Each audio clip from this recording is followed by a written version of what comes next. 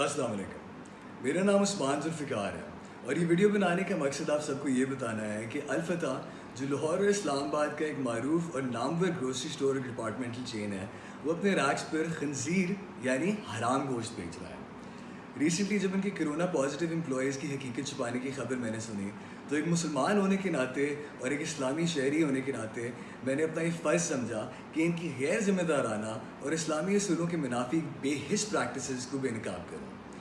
दिसंबर में DHA Y block की branch से मैंने एक पास्ता सॉस की बोतल खरीदी।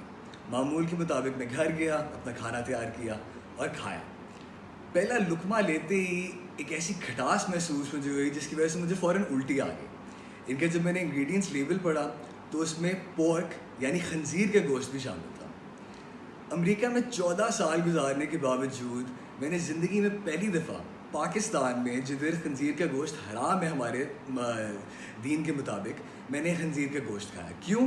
क्योंकि मैंने अल-फतह जैसी नामवर ऑर्गेनाइजेशन पे ट्रस्ट किया और लेबल नहीं पढ़ा। ये सॉस की बोतल है, Ragu meat creations sweet Italian sausage and cheese. इसके अगर आप लेबल को, इंग्रेडिएंट लेबल को देखें तो यहाँ क्लियरली लिखा हुआ है पोर्क यानी खंजीर, सुअर, हराम गोश्त। इसी को आपकी रिसीट में शेयर करता हूँ। ये अल-फतह की इसी परचेस की रिसीट है। इस पे आप देखें same product, Ragu sauce sweet Italian sausage and cheese. इसके साथ में आपको, इसके बाद मैंने जाके ये सोचा कि अल-फतह जैसी ऑर्गेनाइजेशन ऐसा कैसे कर सकती है, इतनी लापरवाही तो आप एक्सपेक्ट नहीं कर सकते। तो मैं स्टोर फिर गया और मैंने उसकी वीडियो बनाई, नीचे जाते हुए उनकी प्रोडक्ट लेन लेते हुए और उनका साइन बोर्ड भी कैप्चर किया। वो मैं आपके साथ शेयर करता हूँ।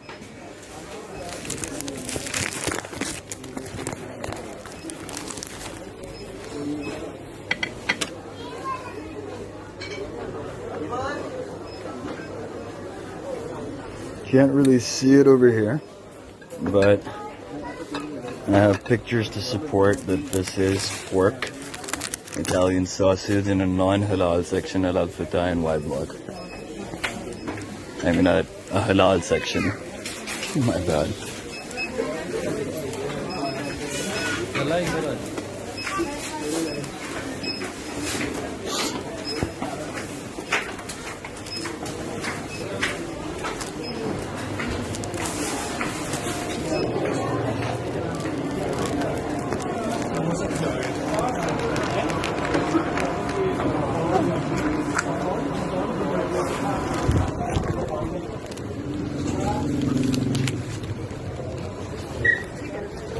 Just gonna go outside to show the signboard.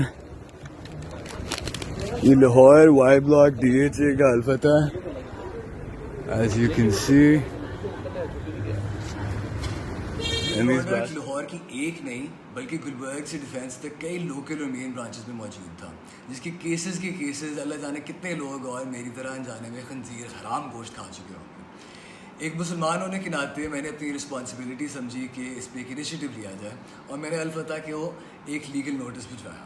उस लीगल नोटिस की जवाब मुझे ये आया कि ये कस्टमर की रिस्पॉन्सिबिलिटी है कि ख़रीदो फ़रोख्त करने से पहले लेबल पढ़ें। अगर कस्टमर की रिस्पॉन्सिबिलिटी लेबल पढ़ना है तो इतने बड़े बड़े स्टोर्स खोल के क्या ये आपकी रिस्पॉन्सिबिलिटी नहीं है कि इस्लामिक रिपब्लिक ऑफ पाकिस्तान में जहाँ खंजीर का गोश्त हराम है आप अपने मासेस को ना बेचें? इस नोटिस के बाद मेरे घर आए इनके ऑपरेशंस हेडक्वार्टर्स के जवाद तैयब साहब, जो अपना कार्ड भी छोड़ के गए। इन्होंने मुझे मनाने की कोशिश की कि मैं अपना लीगल नोटिस वापस लूँ और मुझे साथ में ये भी धमकाया गया कि अगर ये प्रोसीडिंग्स आगे चली तो मेरे पे डेफेमेशन की प्रोसीडिंग्स हो सकती है, जो एक बहुत ही हैरान कुन बात है कि बजाय इस बात का एतराफ़ किया जाए, ना ही तो सिर्फ इनकार किया जा रहा है बल्कि इस बात का सारा ओनस मेरे पे डाला जा रहा है कि ये मेरी रिस्पॉन्सिबिलिटी है। मेरी आप सबसे गुजारिश है कि इस वीडियो को ज़्यादा से ज़्यादा शेयर करें ताकि अल-फतह जैसी बड़ी ऑर्गेनाइजेशंस आम आदमी के इस्लामी अखलाकों की और असूलों की धज्जियाँ उड़ाते जाएँ। ये एक छोटी बात नहीं है। अनजाने में लोग मेरी तरह और पता नहीं कितने और लोग हराम गोश्त खा चुके हैं जिनको पता भी नहीं होगा कि उन्होंने क्या खाया।